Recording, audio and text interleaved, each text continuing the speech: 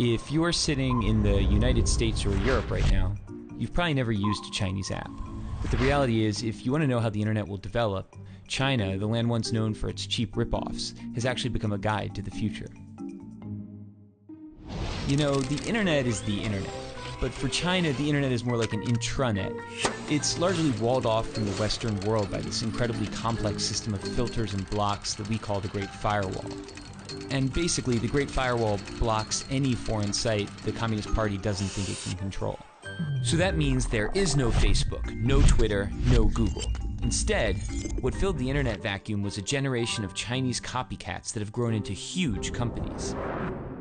So for Google, you had Baidu. For YouTube, you had Youku. For Twitter, you had Sina Weibo, and the list goes on and on. It's almost as if the Chinese internet is a lagoon as an aside to the greater ocean of the internet.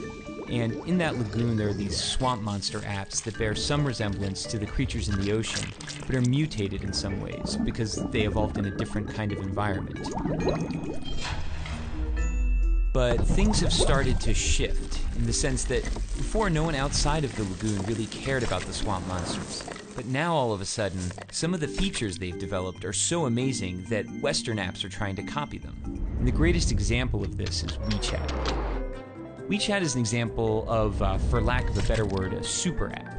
It's a Swiss Army knife that basically does everything for you. It's your WhatsApp, Facebook, Skype, and Uber. It's your Amazon, Instagram, Venmo, and Tinder. But it's other things we don't even have apps for.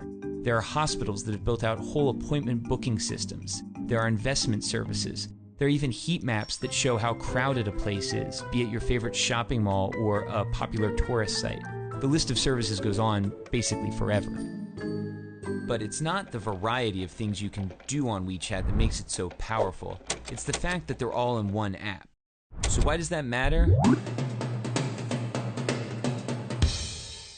Hypothetically, imagine you're sitting at home and one day you notice your corgi is dirty.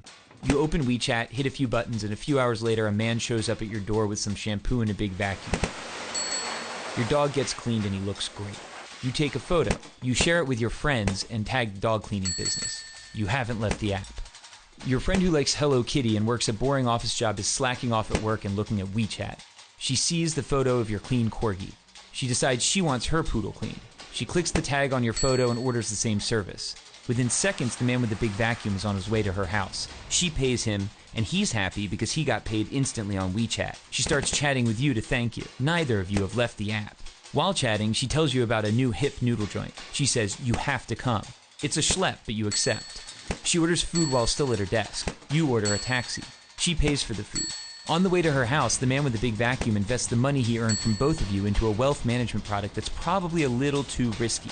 Neither of you nor the man with the big vacuum have left the app. Both of you arrive and the app tells the kitchen you're there.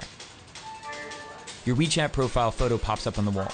It's an old photo from the year you had that weird part in your hair. Of course she makes a comment. Your food is served.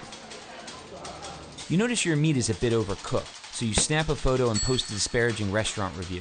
You're already on your phone and you remember you still owe your friend money because she paid. You transfer her money. Neither of you, the man with the big vacuum, nor the restaurant have left the app. At the restaurant, there are no menus, there are no waiters, there is no cashier. There is only WeChat. By rolling so many functions into one single app, it's altered the concept of virality. It's no longer just videos or images or tweets that can go viral. It's a dog washer, noodles, all sorts of companies and products that get the push of a social network. Here in China, that network is 700 million people.